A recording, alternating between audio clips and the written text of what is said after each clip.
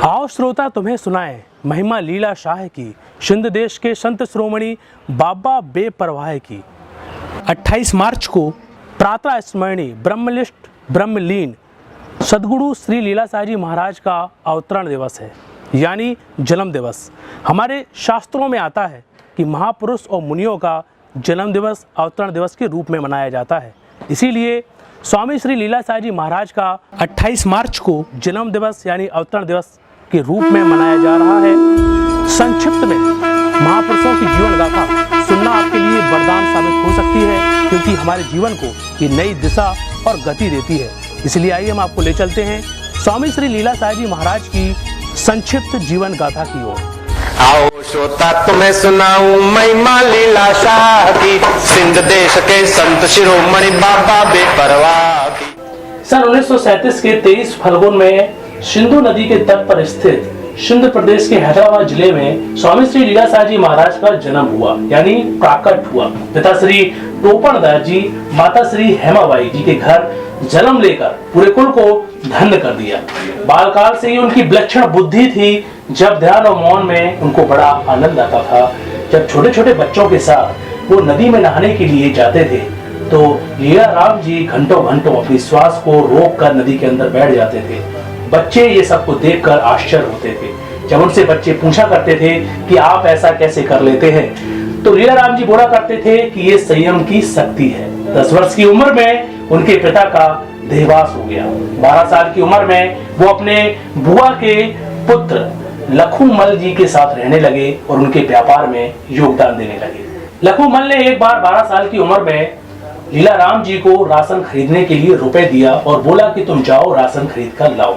2 बैलगाड़ी लेकर लीला राम जी राशन खरीदने के लिए चल पड़े और जब वो राशन खरीद कर ला रहे थे तो रास्ते में अकाल से ग्रसित भूखे लोग उनसे भोजन की मांग करने लगे, राशन की मांग करने लगे। तो उनको दया आ गई और उन्होंने सारा राशन उन्हें दे दिया। खाली बोरों को उन्होंने गोडाउन में रख दिया, लेकिन वो सोच रहे थे आखिर इतनी बड़े सामान का, इतने बड़े रुपए की मैं कैसे भरपाई कर पाऊंगा। अपने भाई लखूमल को मैं क्या उत्तर दूंगा। दूसरा दिन हुआ और लखूमल जी ने जब दुकान में सारा राशन भरा हुआ पाया, जो खाली बोरे थे वो भरे हुए पाए, तो लीला राम जी को धन्यवाद देते हुए कहने लगे कि वाह लीला राम, तुमने बहुत अच्छी खरीदी की है। ये सारी घटना को देखकर लीला राम जी आश्चर्यजनक हो गए और उन्होंने अपने भगवान को धन्यवाद दिया। उनके भीतर तो निरंतर यही विचारधारा चलती थी कि दान देने के कारण कम हुई वस्तुओं की भरपाई करने वाला वह कौन है जो मेरी लाज रखता था। उन्होंने निर्णय किया कि जिसने मेरी लाज रखी, जिसने खाली गोदाम को भरा, मैं उस परमात्मा का साक्षात्कार करके ही रहूंगा, नहीं तो मेरा जीवन व्यर्थ है। उनकी अंतरात्मा जागृत हो उठी। संसार के नश्वर पद एवं संबंधों के त्यागने का दृढ़ निश्चय करके वे अपनी चाची के पास आकर कहने लगे, माँ, मैं परमात्मा की खोज करके उन्हें पाना चाहता हूँ, मुझे आज्ञा दीजिए। चाची को यह बात सुनकर बड़ा आघात लगा। घर में एक ही कुल दीपक है और वह भी साधु बनना चाहता है। उन्होंने बात टालने का काफी प्रयास किया, किंतु श्री लीला राम जी दो दृढ़ निश्चयी थे।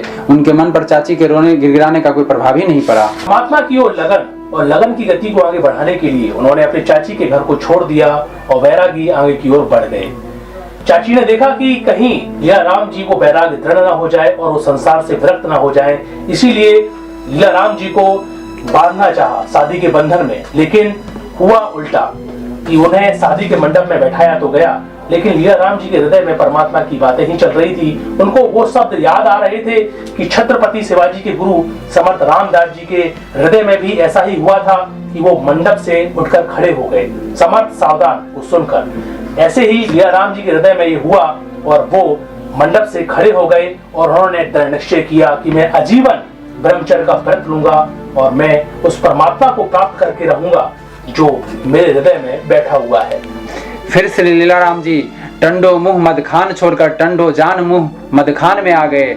यही वेदांती ब्रह्मनिष्ठ ब्रह्म सूत्रीय संत श्री केशवानंद जी रहते थे। अब यहाँ से चालू होता है गुरु और सदगुरु का रिश्ता। अतः अपनी आध्यात्मिक भूख मिटाने के लिए सदगुरुदेव स्वामी श्री केशवानंद जी के श्री चरणों में श्री लीला राम जी खूब श्रद्धापूर्वक समर्पित हो गए। अपना जीवन गुरु के चरणों में अर्पित करने के बाद लीला राम जी ने बड़ी निष्ठा से गुरु आश्रम में सेवा करना चालू कर दिया। आश्रम की सफाई करना, गाय के लिए घास लाना, भोजन पकाना और देर रात तक गुरु जी की चरण चंपी करना। स्वामी श्री केशवानंद जी महाराज लीलाराम की सेवा और भक्ति खूब प्रसन्न रहते थे। वे लीलाराम जी को विचार सागर, पंचीकरण, भर्तृहरि का वैराग्य शतक, श्रीमद् भगवत गीता, सारसुक्तावली एवं उपनिषद पढ़ाते। ऐसे उच्च कोटि के वेदांत के ग्रंथों के कंठस्थ करके दूसरे दिन सुनाने के लिए कहते। कभी कभी अत्यधिक सेवा के कारण श्री लीलाराम जी को शास्त्र कंठस्थ करने का समय न मिलता तो गुरुदेव कान पकड़कर इतनी जोर से गाल पर थप्पड़ मारते कि गाल पर 2-3 घंटे तक उंगलियों का निशान मौजूद रहता था। शास्त्रों में आता है कि शास्त्रों की कितनी ही गूढ़ रहस्य भरी बातें जिन्हें समझना मुश्किल है, जिनके अर्थ का अनर्थ होना संभव है, उन्हें केवल सद्गुरु ही सत्शिष्यों को समझा सकते हैं। सद्गुरु और शिष्य का संबंध इस संसार का सबसे अनोखा संबंध होता है। कभी गुरु अपने शिष्य को मारते हैं, फटकारते हैं, तो कभी प्यार करते हैं, और कभी अति प्रसन्न हो जाते हैं तो अपना आपा ही दे डालते हैं।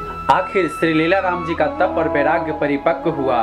गुरु भक्ति फली। गुरु कृपा से उन्हें 20 वर्ष की उम्र में ही आत्म साक्षात्कार हो गया। आत्म साक्षात्कार इस संसार की सबसे ऊंची उपलब्धि है, ब्रह्मांड की सबसे ऊंची उपलब्धि है। जब सद्गुरु का हृदय छलक पड़ता है अपने शिष्य के सेवा कार्यों को देखकर, तो ये उपलब्धि मिलती है। और ये उपलब्धि मिली स्वामी श्री लीलाशाह जी महाराज को अपने गुरु की सेवा करने के बाद। संत श्री लीलाराम जी थोड़े वर्षों तक नैनीताल के जंगलों में एकांत में अपनी ब्रह्मनिष्ठा में ही लीन रहे। साथ ही साथ सत्संग, सेवा और साधना में भी नित्य लगे रहते। थोड़े समय बाद उनके पूज्यपाद गुरुदेव ने नश्वर देह को छोड़ा। उनकी समाधि टंडो जान मोहम्मद के आश्रम में ही बनाई गई। वहाँ हर वर्ष उनकी जयंती मनाने के लिए दूर दूर से शिष्य, भक्त एवं संत, कंवर राम जैसे महापुरुष भी आते थे।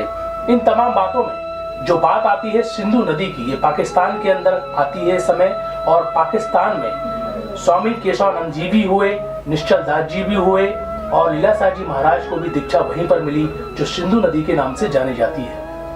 पाकिस्तान का विभाजन हुआ, और विभाजन होने के कारण बहुत सारे दस्तावेज पाकिस्तान में ही रह गए, इसलिए ये तमाम प्रकार की प्रथाएं समय समय पर उजागर नहीं हो पाई। बनवारीदास जी महाराज, दादू दयाल जी महाराज के 52 शिष्यों में 8वें शिष्य हुए हैं। 8वें शिष्य हुए, उसके बाद में जो कुछ परंपरा चल के 10 नंबर पे आते हैं श्री नेचलदास जी महाराज। बहुत बड़े विद्वान हुए हैं और विचार सागर नाम का ग्रंथ उन्होंने रचा है।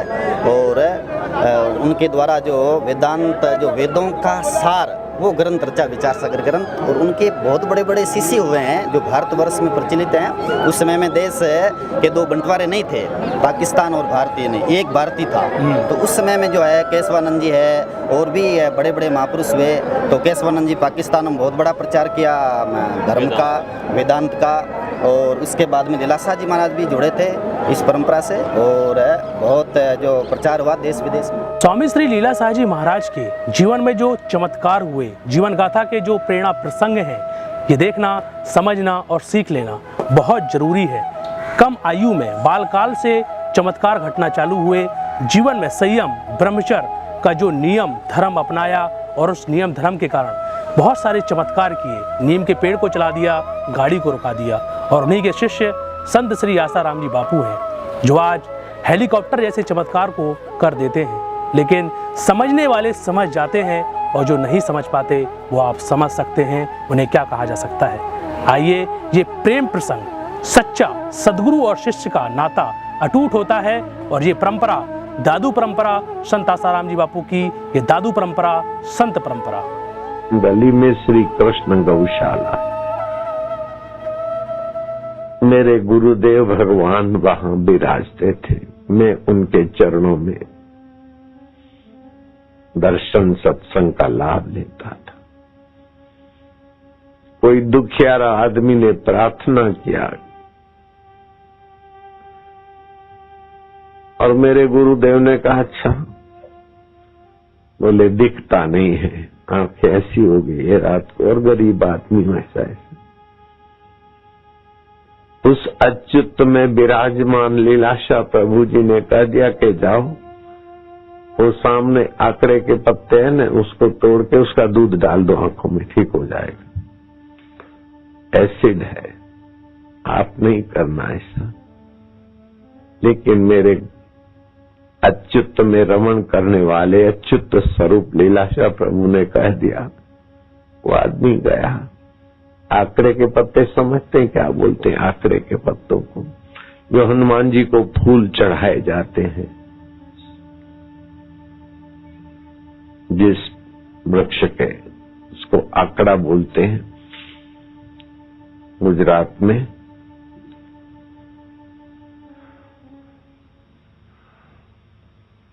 वो आकड़े के पत्ते सफेद सफेद उसका दूध जैसा निकलता है, मिल्क जैसा रंग का रस निकलता है।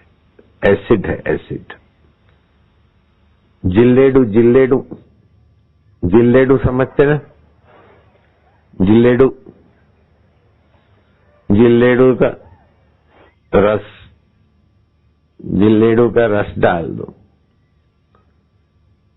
अब जिल्लेडू तो पॉइजन है, आंख में डाले,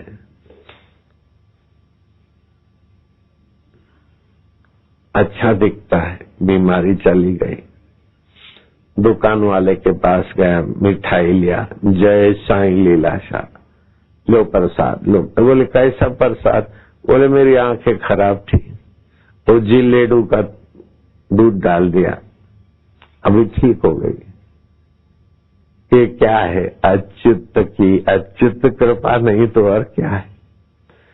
गोविंद की गोविंद में करुणा, नहीं तो और क्या है? अनंत की अनंत शक्ति का प्रत्यक्ष दर्शन, नहीं तो क्या है? अच्युताय गोविंदाय अनंताय नाम भेषजाम नश्यन्ति सर्वरोगाणि सत्यम सत्यम वदामि अहम्।